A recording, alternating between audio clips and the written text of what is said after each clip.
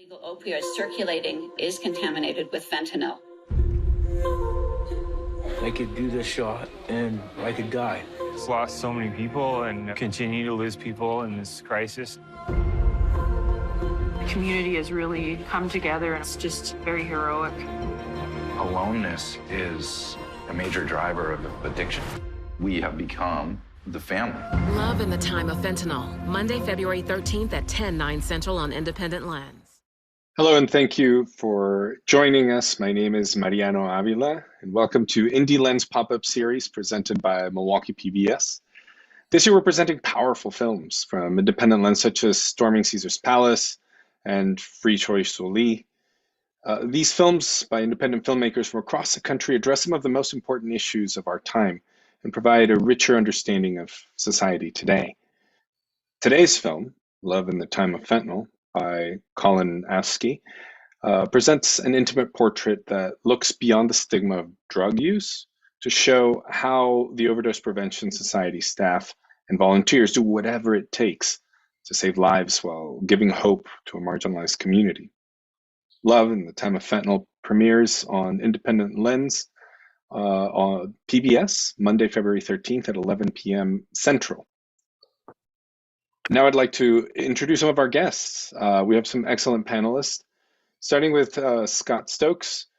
Scott currently serves as the Communicable Disease Harm Reduction Section Manager at the Wisconsin Department of Health Services in the Division of Public Health. This is in the Bureau of Communicable Diseases. Prior to state service, he was a statewide director of prevention services at the AIDS Resource Center of Wisconsin for about 24 years, a long career. While at the ARCW, he developed and implemented syringe access programs in 10 Wisconsin communities, as well as implementing a statewide HCV testing initiative. He served on the National Harm Reduction Working Group. In addition, he was appointed to Wisconsin State Council on Alcohol and Other Drug Abuse, where he chaired the Prevention Committee. We briefly lost Scott, so we're hoping he'll get back. So he might be having some technical difficulties. Also with us today is Jose Salazar, current HIV director at the 16th Street Community Health Centers. As a staff member at the 16th Street, he has collaborated with community partners, applying his experience in management, in outreach, in community relations, program development, events organization, health education, social services, and case management, among other things. Jose is bilingual in English and Spanish and has over 17 years of experience educating community members on harm reduction and overdose prevention, providing HIV and HCV testing, and facilitating connections to substance use disorder, or SUD, services for people who inject drugs. So very relevant to today's conversation. And our last guest is from out of town, Thomas, or Tom Wolf, a recovery advocate based in San Francisco. He has done speaking engagements both the United States and Canada and considers these crises to be a bipartisan issue. Thomas has stood in Sacramento with parents who have lost their children to fentanyl poisoning and been invited to speak at fundraising events for various nonprofit organizations, including the Salvation Army and the Welcome Home Project. Most recently, Thomas was invited to speak and participate in a panel about homelessness and public safety at the Stanford Institute of Economic Policy Research. Thomas has a YouTube channel called Voices in Recovery, and he is the co-founder of the California Peace Coalition and the founder of the Pacific Alliance for Prevention and Recovery. So welcome, everybody. Thank you very much for joining us. Let's dive into some of the questions pertaining out of this film, which was powerful, touching, but let's just be honest, it's a little bit disturbing. You have all experience in working firsthand with people who use drugs, and you can take turns, but how do you think Americans perceive injection drug users? And does it fit with what you saw in tonight's film? Maybe let's start with Thomas, since you can provide us some more national context, and then we could move to, we've got Scott back, so that's great. So Tom, if you would start. Great. Well, thank you, Mariano. It's interesting because in the United States, we have a very complicated relationship with drugs and drug use in this country. We kind of have have this history where we kind of glamorize drug use a little bit, but then we also severely punish drug users in this country too throughout history. So it's a very weird dichotomy that we have. So the overall outlook on supervised consumption sites and drug use and everything is generally kind of been stigmatized. I admit that. I'm a former intravenous drug user myself, formerly homeless. I know what it's like to be stepped over and ignored on the street. I have compassion. But I think in this country too, we also have to take a look at our treatment systems and the systems that we have in place to support people that use drugs, and place more of a focus, in my opinion, at least, on recovery from addiction, because that really can change someone's life and help them heal from that trauma that they've maybe experienced that has led them to drug use. So that's something that I hope that we can continue to work towards in this country. Thanks, Tom. Scott, thanks again for joining us. What's your perspective? I think the film itself showed a really good vision of what a drug user looks like in a day-to-day kind of chaotic use system that they're following. But I think it also showed that maybe people don't pick up on is that the people that were volunteering and staffing the program were drug users themselves, and they a lot of the stigma is that drug users don't care about anybody or anything. And what I saw from the volunteers of the program, it was the exact opposite. They were doing all they could each and every day to come in and make sure that the individuals they were working with had a better existence for that day. And I think that's the piece that's missed about current drug users, that they are human beings, they have excellent intentions. Sometimes they have difficulty realizing those intentions because of the pattern that they're in with their drug use. Thanks, Scott. Jose, you work a lot kind of at direct level. Can you tell us, I mean, we all do, but so do you, Jose. Can you tell us a little bit about your perspective? Yeah, sure. And I agree with both Tom and Scott. I think there is this culture of criminalizing and punishment and also pointing fingers, right? And usually we dehumanize people who use drugs. And I think it is important to remember that they are members of the community. I mention this often to people, and I like to tell my own personal experience. When I started working here, our HR director at the time asked me, it's like, what has been challenging in my 1 month review? And I told her openly, it's like, you know what, when I started, I found it difficult to interact with people who inject drugs and people who come to our program, because I grew up learning that drugs are bad and people who use drugs are bad, right? By relationship. And I learned in that month that these were just human beings like me and like everybody else that had a different type of issue. And they deal with those issues in a different way. Sometimes they have access to resources, sometimes they don't. And like Scott said, it's like there is this point of blaming sometimes the victim, right? And yeah, so. And I think what I'm hearing from all three of you is that there is a lot of misconception about what folks who have an addiction, and particularly now with fentanyl being as strong as it is, we may not understand exactly what's happening. What do you see specifically with folks who are using intravenous drugs or administration methods anyway? What is it that you see that maybe we don't understand, or that the film didn't address directly, that you think is important for us to know? You can take that one in any order you wish. Well, the film showed obviously a caring environment where people are being supported inside the site. But Scott kind of alluded to that earlier about there's a lot of chaotic things happening. And that's the story of someone who's struggling with addiction or substance use disorder. That's the story of their life. It's chaos. When I was on the street using, I pretty much spent my entire day hustling to get my drugs. So because I was always in some type of almost precipitated withdrawal the whole time I was using. That's how it was. And so what has happened now is that because fentanyl has arrived, right, and in San Francisco it arrived in 2018 on our streets. With heroin, previously you could use a dose of heroin, and for a lot of people, you could be good for 6 hours. You could function. But fentanyl, different. You have to use every 2 hours before you go into withdrawal. I mean, really, you have to use every 2 hours intravenous, whether you smoke it, snort it, you go into withdrawal after about 2 hours. And so the window of time that you have to function becomes less and less. So the chaos then increases and increases because you constantly have to chase that high, right, the whole time. And that's creating like another subset of issues on top of the issues that we're already facing with drug users on the street and illicit drugs and the poison drug supply. Yeah, I guess I would agree with a lot of that. I'm also in long-term recovery, and I was a heroin user. And I remember back in my using days, the goal is to get that hit in the morning. You get the hit in the morning, it takes the dope sickness away, and you're able to somewhat function for several to many hours, right? And just kind of go on with your day in your life. And you have that interim time to worry about your next hit when you start getting dope sick again. But what I hear what's happening with fentanyl is exactly that. It's short-lived, and it seems like it's even shorter-lived the longer we're getting into this.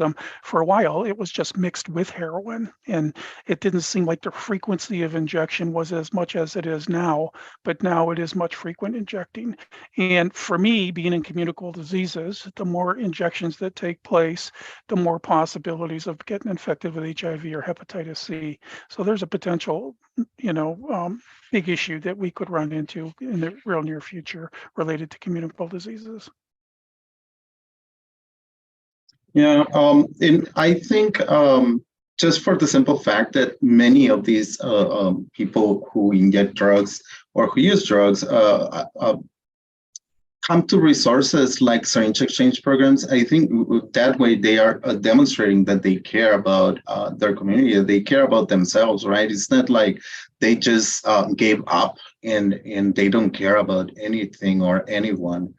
Again, the movie shows that they are caring people. I have experienced losses of some of our clients who over the years became a constant person in my life, right? So I live at work for most of the day, every day of the week.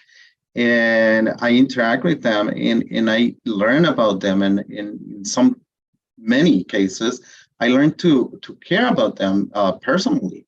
And I have, when I have heard that somebody has passed, usually I learn it from other friends or network people that were connected to that one person, and they come to me crying, right? And they come to me asking why nobody helped them and things like that. So again, I think it is important to remember that there is this human part in a drug user, right? The drug use that should not and does not define who the person is.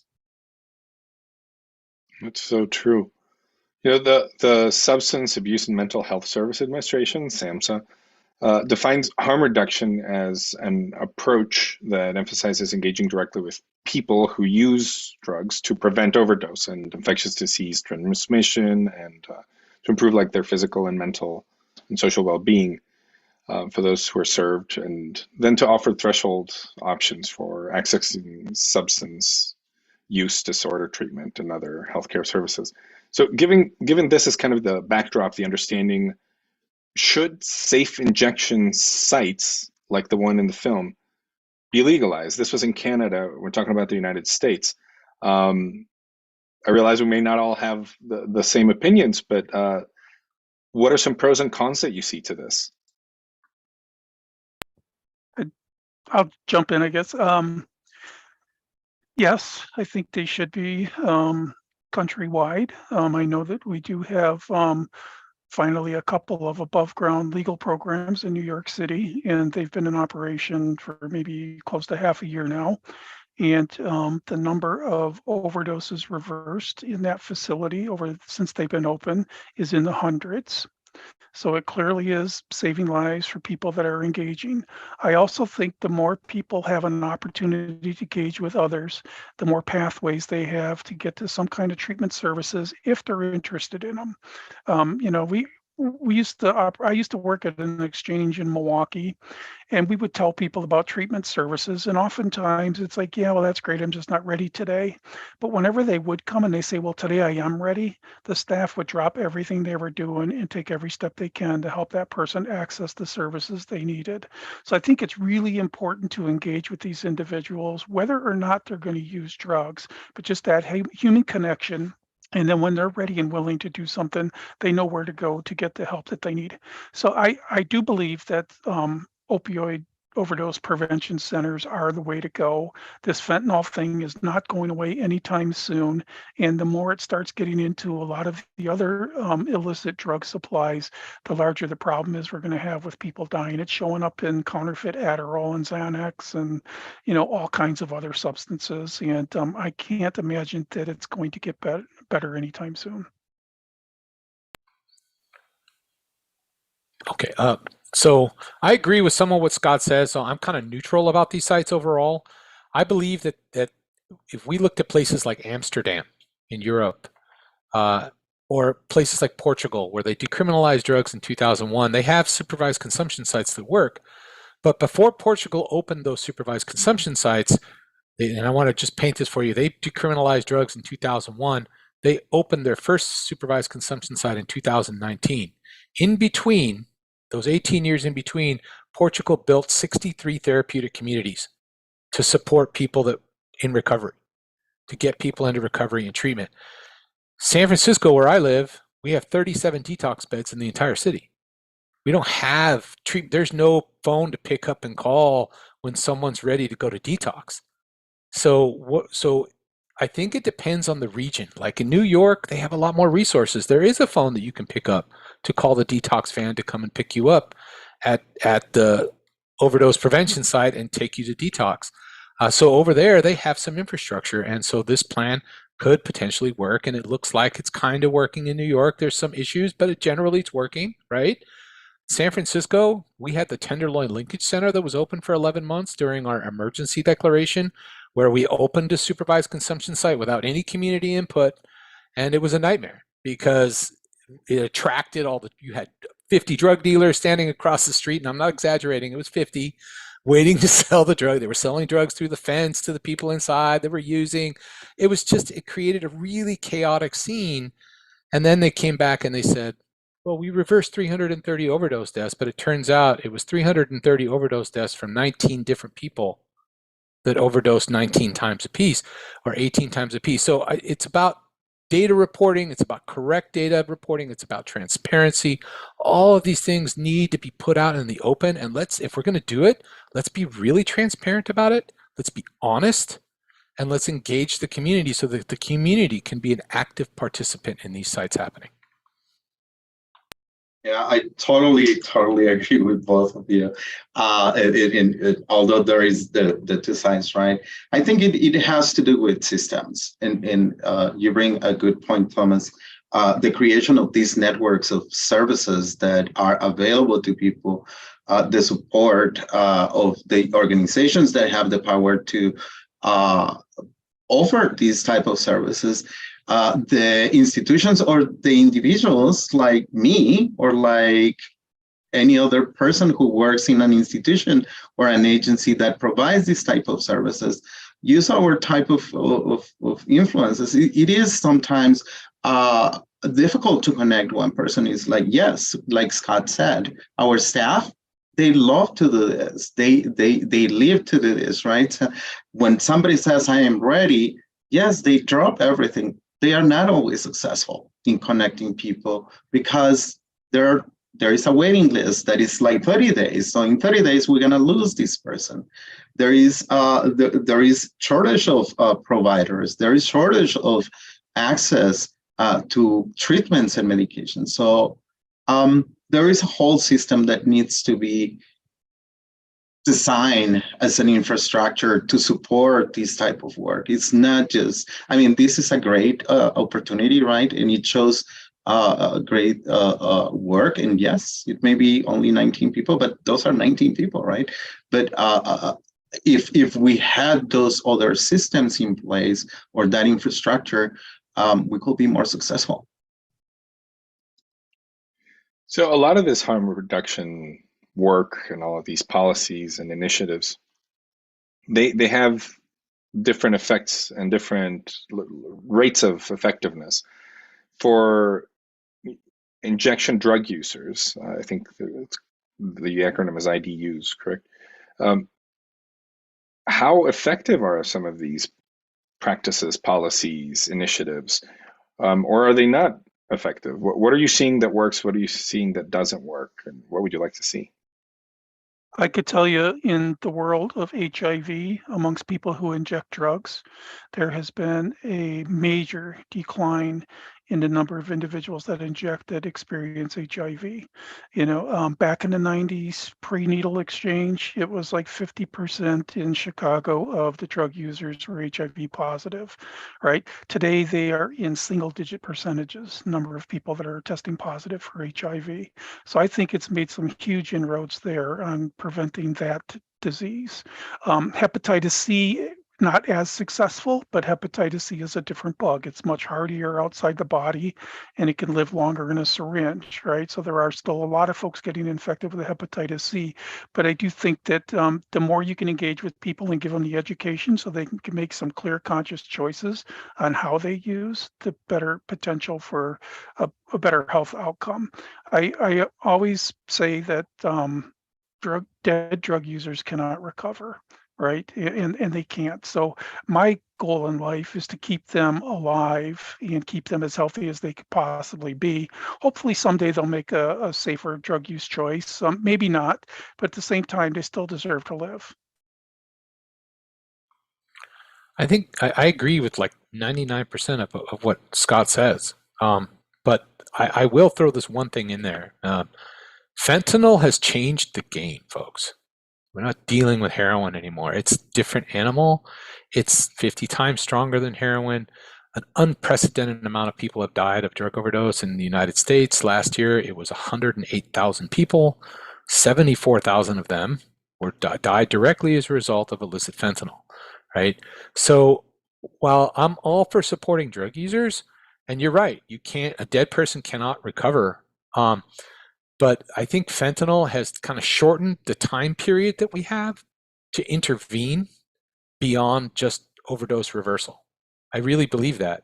As someone that used to use drugs and someone's in recovery, and that's not the most popular take sometimes, because I do believe that if, let's say, if you're homeless and you have substance use disorder and you're committing crimes to support your addiction, like shoplifting as an example, like I used to do, that intervention is sometimes necessary for that individual to be put into a controlled environment in which they can recover with medically assisted treatment. I'm a big fan of Suboxone and buprenorphine and methadone being used because you can't kick fentanyl cold turkey. There's no such thing as white knuckling fentanyl like you could do with other drugs in the past. But we have to also be realistic about the problem that we're dealing with right now. If you go down to Kensington in Philadelphia or the Tenderloin in San Francisco, I mean, you just walk down the street, and I'm not exaggerating when I say this. Everybody's on fentanyl. Everybody's got a piece of foil and a straw. Everybody's getting high, and you would need, 20 of these sites in every city that's having this type of drug crisis to even begin to mitigate the issue. And then you'd need another couple of thousand treatment beds behind that, and that's just not going to happen. So, what do we do? I'm flying the Chicago flag here. I usually don't fly the decrim flag, but I'm quickly becoming a fan of decriminalization. And my reasoning is because it's a safe supply. People know what they're getting. Right now, nobody knows what the heck they're getting, and that's half the problem. And the fact that fentanyl is so powerful, you get somebody that's going and thinking they're buying a Xanax, and it's chock full of fentanyl, and then they're dead, right?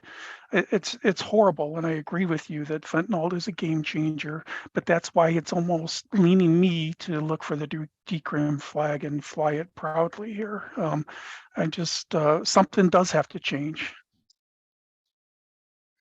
Yeah, Actually, definitely. And harm reduction comes in many different ways. So harm reduction is not only applied to people who inject drugs or people who use drugs. Harm reduction, it needs to be applied in also in this network, right? That causes for people to continue to be accessing these harmful substances. It is a way of harm reduction, legal. It's making it legal. In having it under control. I mean, those are some options. Again, there needs to be an infrastructure. so I mean, just to summarize it and maybe move a little bit into some other areas, if I'm understanding and kind of synthesizing what we just said, is an ideal process, or at least a viable process to explore, would be legalization with the creation of the infrastructure for something more holistic.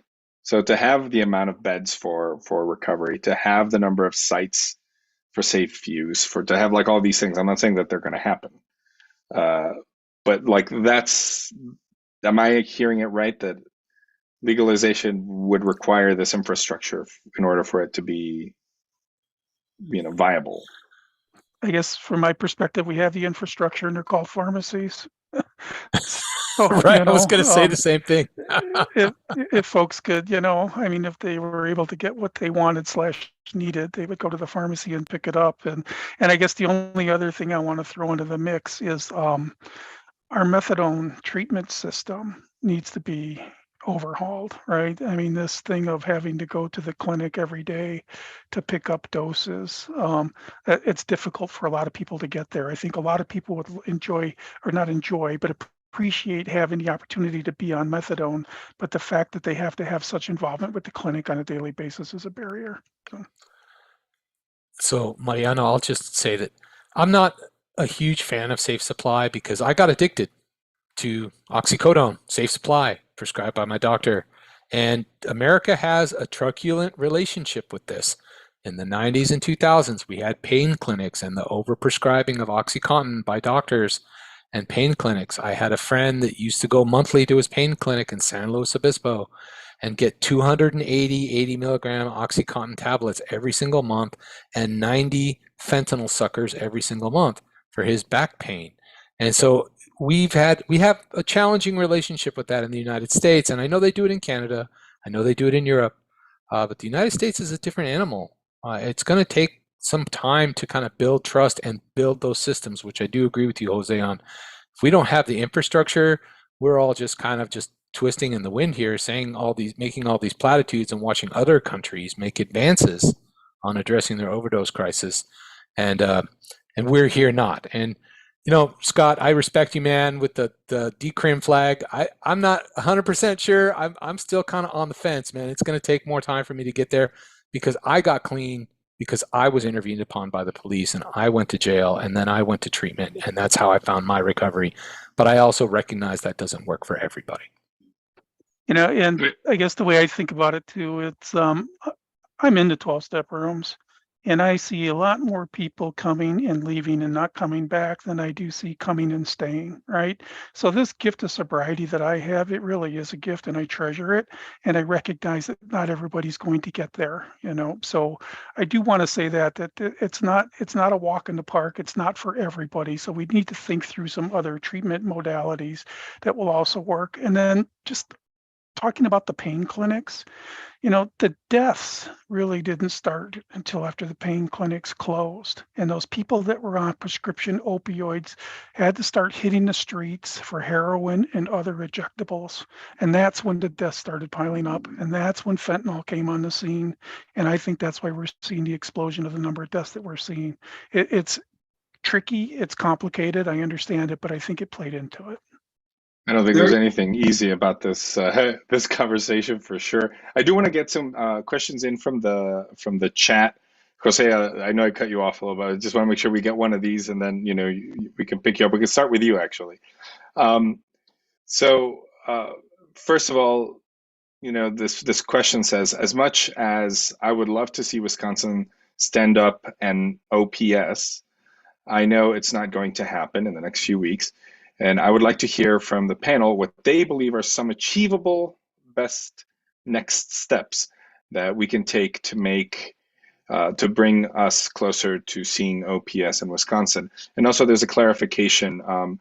When states legalize certain drugs, are there states also writing into law mandatory increases in treatment infrastructure? And then the question would be why not? But let's start with the first part, which is what would it take here in Wisconsin, assuming that that's the path that the state decided to go? Open conversations.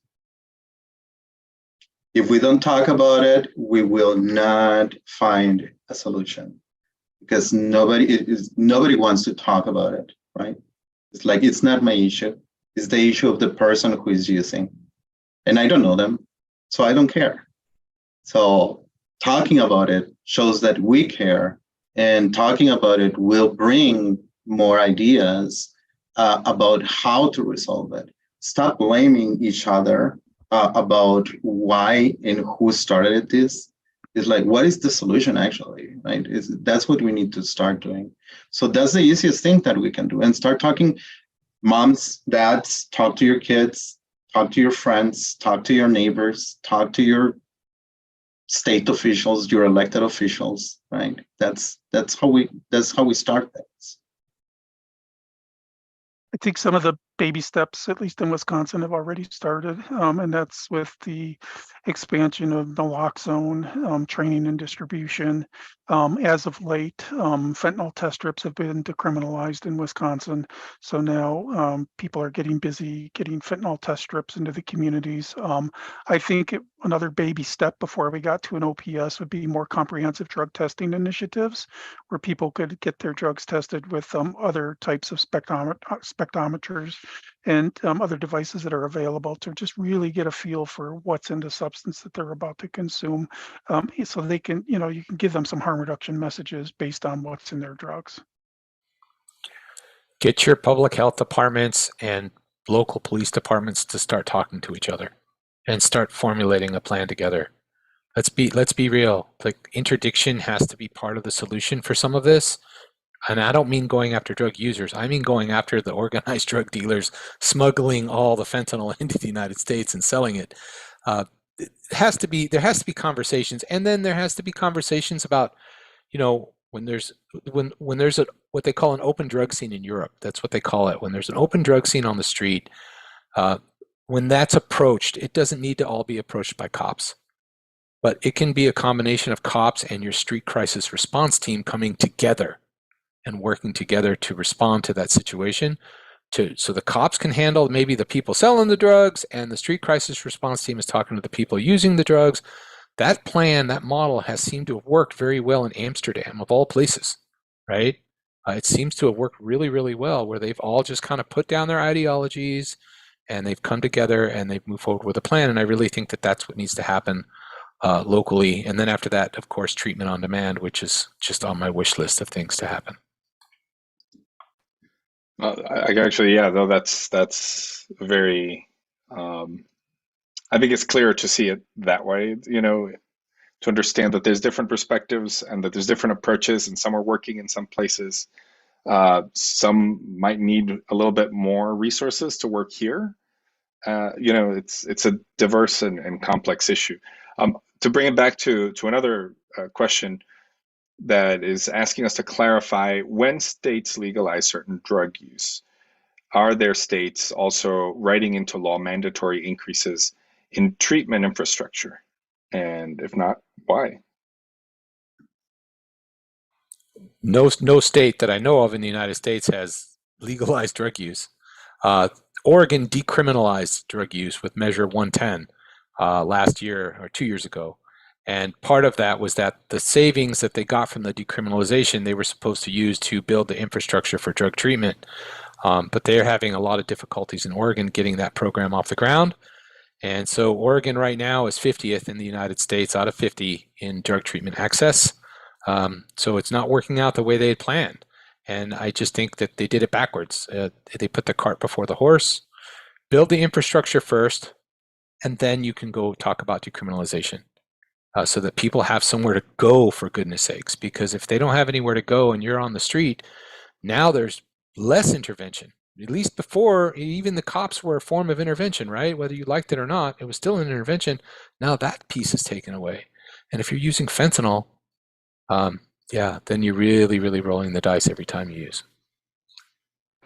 I'm not aware of any others that are really going down legalization aspect, but I do know a troubling trend is a lot of states are starting to adopt like fentanyl enhancers. Like somebody dies of a fentanyl overdose, the person that supplied it can possibly get charged with some sort of a homicide charge, right? And I think that that's a huge mistake because it's the people that have access to the person who's in trouble who might not take the next steps for fear of their own incarceration. And I think that that could potentially be an issue down the road. Is there anything that's working in the United States? Anything that you see that's like, maybe it's not a giant program that is putting 2,000 beds into a city. Maybe it's not a piece of legislation, but of what's out there, what do you see that's like, well, this is helping. This is a positive in a sea of complexity and, hardships. I'm not aware of anything nationally. I do think that there have been a couple of methadone clinics in Wisconsin that are really taking some good next steps. They're providing methadone, buprenorphine, but then they're also getting involved and engaged in the communities. They will follow up on overdoses. They will provide Narcan, naloxone, whatever the drug user might need, and that's whether they're engaged in a methadone program or not. So it's like there's a community aspect to the program as well, where they do care about the community where the clinic is, and I think that's positive that they're starting to develop those relationships in those communities. To me, it might be a next step if they did get to a overdose prevention center, that might be a good place to start. So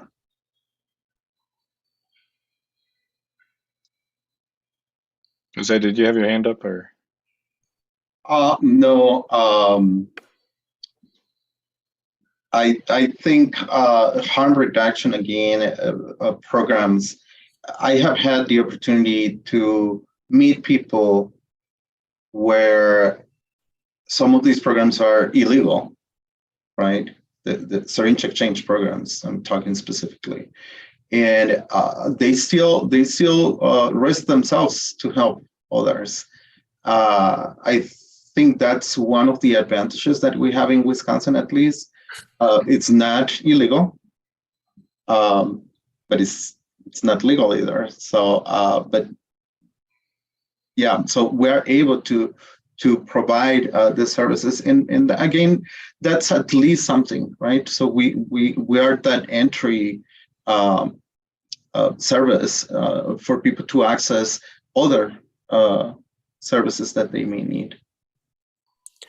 And So- I guess piggyback on it just real quickly, if they did buprenorphine induction on demand in emergency rooms, I think that can go a long way. It will help a lot of folks that are having drug seeking issues. They could just come in, even if they're not brought into the emergency room for some other emergency, they can come in and say, I want buprenorphine to get them started, give them a 3-day supply and a warm handoff to a community provider. So in San Francisco, there's a lot of different pilot programs. San Francisco is known for its pilots around drugs and housing and all of that, right?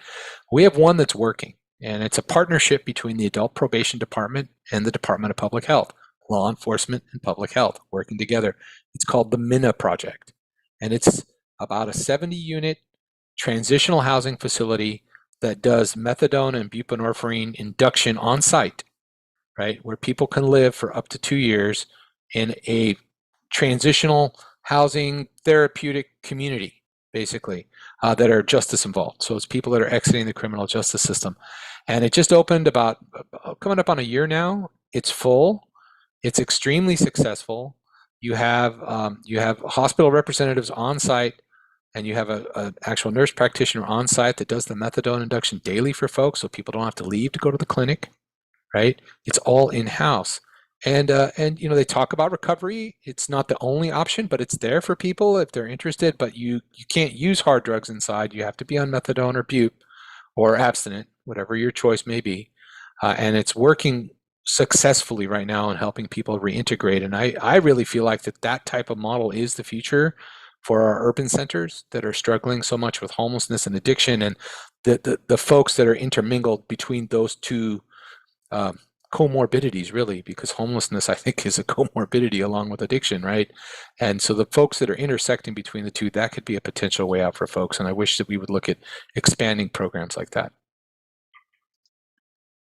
One of the things that I've learned in doing work with housing and things like that, reporting on these stories, is a lot of charitable programs, let's say, particularly the faith-based ones, tend to require, I guess, a recovery program before offering housing, stable housing.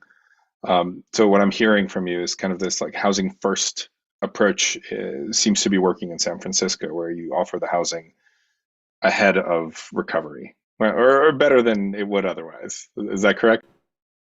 Well, look, housing first is the national model. That's where all the funding comes from for every state. It's coming from HUD and everything. And so we have to work within that framework. And every city is different.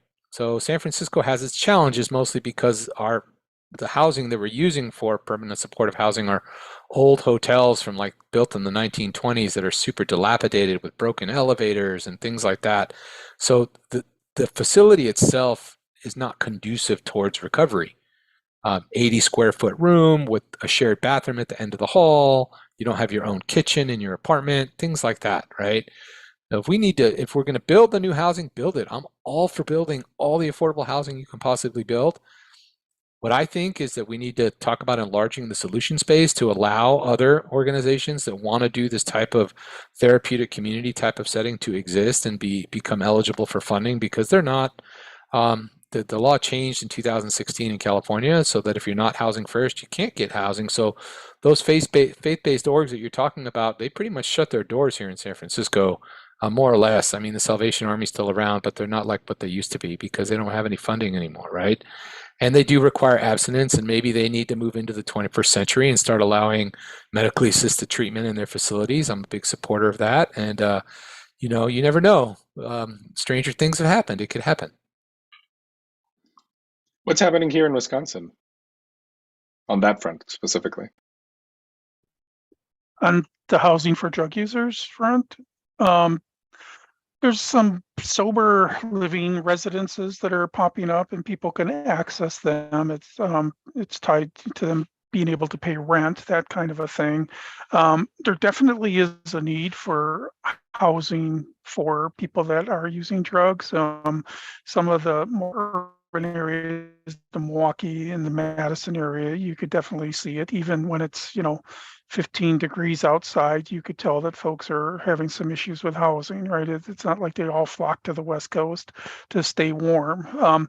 It's definitely a space where we could do a much better job. And I think that there's lots of opportunities for growth in that area where if we get people on a medicated assisted treatment into affordable housing, it's going to be all for the better. Because I think if they do have a roof over their head, it's one less thing they have to worry about, and they could focus more on their recovery and try to get down that path. So a lot of work to do from my perspective in that area. Yeah, and it's like Thomas said, it's like he was talking about public health organizations working together with law enforcement, right? So I think it is, again, this whole network of resources in the community. And again, seeing the person as a whole, not just as the drug use issue, right? So they are also people who need to work. They are also people who need to support their families. Many of them do. So in how do we support them so they can continue good path? So we have another. Go ahead. I was just going to say, I think also the law enforcement issue in a lot of the urban areas, the Milwaukee, Madison, Racine, Kenosha type Green Bay places. There's not a lot of police really bothering drug users because they're drug users. But when you get more rural, that does become an issue, because when somebody signs up to be a law enforcement officer, they want to do good for their communities. And oftentimes drug use is the big problem in rural communities.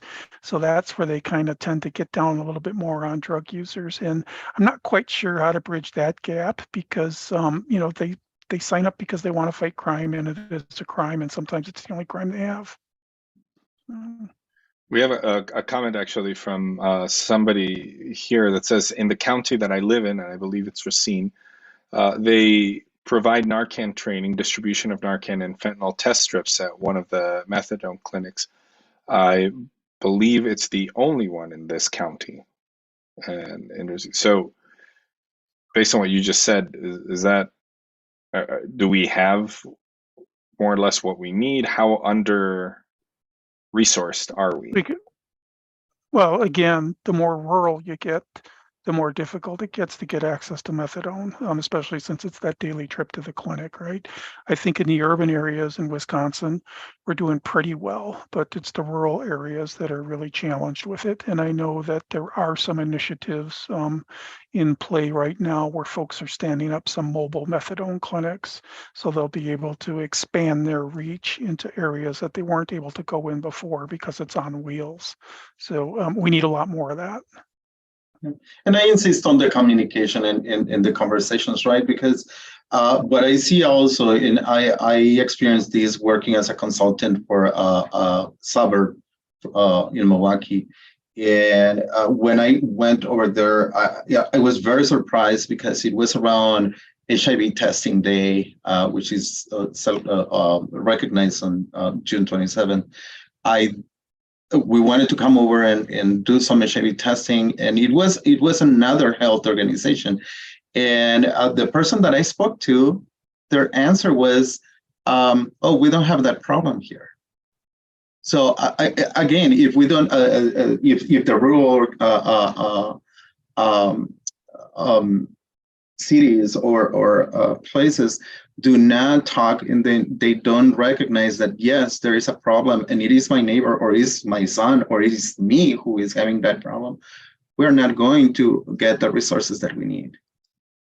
Yeah, I was just in Michigan though, and it was in a fairly rural, like it's literally all farmland.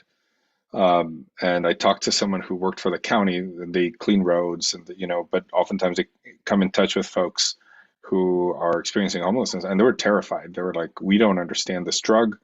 We don't have the proper training, and yet we have to interact with folks that have medical emergencies because they're using, and we don't know whether we can touch them. We don't know whether we should be breathing around them."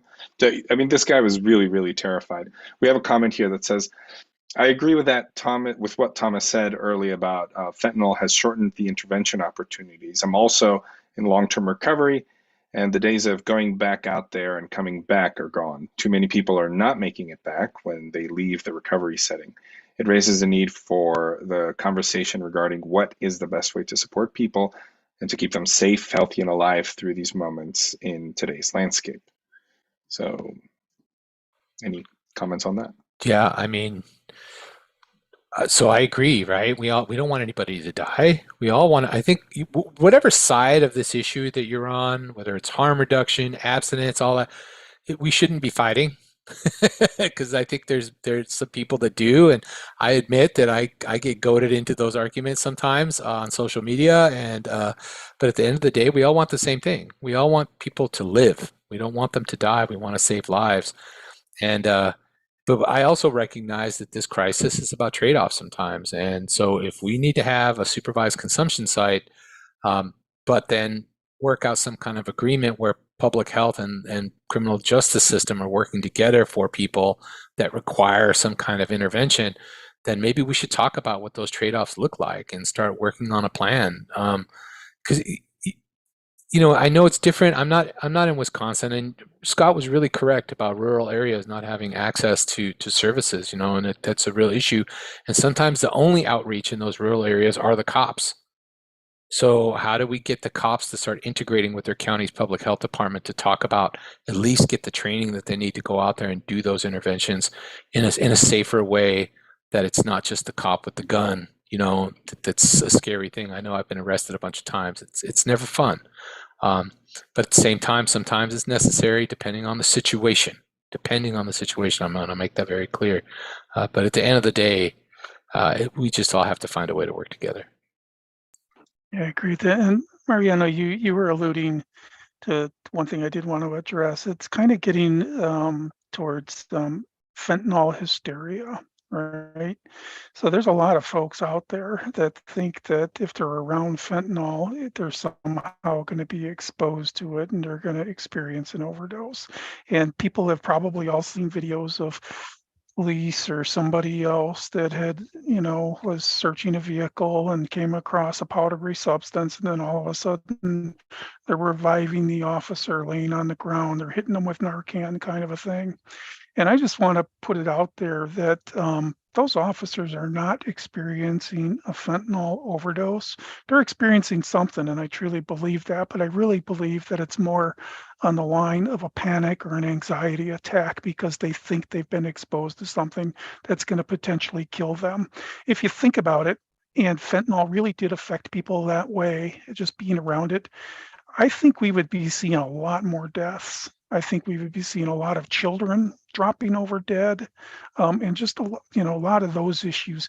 So my fear is that if EMS and police start worrying about they're going to be exposed to fentanyl if they respond to somebody, that somebody is going to be left laying there until the folks with the proper equipment can come on scene and attempt to revive them. In a lot of cases, when somebody stops breathing, 2 minutes is a real long time, and it's the difference between life and death.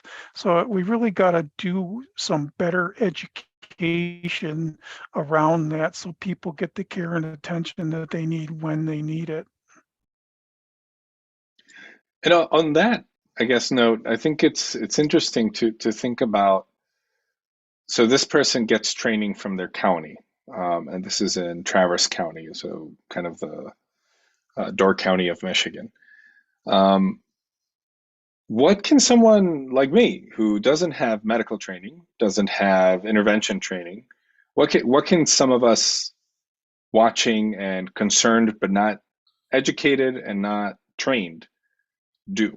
What is something that we could do positively to affect or intervene or what? Well, you can Like get trained to carry Narcan. right. Narcan's easy, and there's no real mistakes that can be made. If you give it to somebody that didn't need it, there's not going to be any ill effect, right? So it's just not going to have an effect on them, and they probably aren't inexperienced in opioid overdose. It's a different medical condition, right? I've heard EMS a lot of times they'll come onto a scene, somebody's unresponsive, they'll give them Narcan just in case. So I think, and Narcan, naloxone, it's pretty widely available now countrywide. I think people can get their hands on it easily enough, most times free of charge. And again, it's all of 3 to 5 minutes of reading a pamphlet on how to use it. And then the other thing that I think it's really important for those situations is rescue breathing. So that's those two things hand in hand can go a long way in keeping the person alive, at least until further help comes. There is a simple thing that people can do, especially in this era of streaming, right? Put away your camera and call 911. That's the easiest thing that somebody can do. I mean, we have a phone. Everybody carries a phone, right? So just call. Right. I totally agree with both of you guys too. And also, look, drug education. Educate yourself about this drug. It's here to stay. It's not like it's here for a couple of years and poof, it's going to disappear. It's only going to get worse. There's like 24 different derivatives of fentanyl. There's carfentanil, there's iso, there's tranq, there's all these other derivatives of it that are all continuously stronger than the current drug that we're experiencing right now in the United States. And there's no reason why that those drugs aren't going to come into the supply at some point if they're not already here. So really educate yourself about the crisis. Talk to your kids if you have kids. Talk to your kids about drugs and what kind of relationship they want to have with drugs. I think that's really important. Talk to them about drug prevention. Find out what type of drug prevention programs are happening in your area. It's not just say no anymore like it was in the 80s. It's a lot more involved than that. And I think that fentanyl is a lot more complicated than that. And we just have to talk to our kids, and everybody in the community needs to get educated. And yes, I agree. I have Narcan right here. I carry it. My kids carry a dose in their backpack too, because that is the world that we're living in today in San Francisco. We have a comment that says you can advocate for a Good Samaritan law in Wisconsin, or for an expansion of it anyway. We had a Good Sam law that recently sunsetted, and it took away some of the provisions that gave limited immunity to the person being aided and the aider. So now, there are no immunities attached to it, and people that use drugs are going to be reluctant to call 911 in the fear of arrest, and that's a real issue. And I know that there's groups working on that and trying to at least get it back to the fashion that it was, a year ago. So we've got roughly 2 minutes. We can stay on if things get really interesting or engaging. But is there anything that each of you wants to say? Just something to leave folks thinking about, or a resource that you want them to go out and check out? I put a couple of resources in the chat when the streaming of the documentary was happening. So in those, you can find places where people can access free Narcan training and the kits, and people can access fentanyl strips, so testing strips.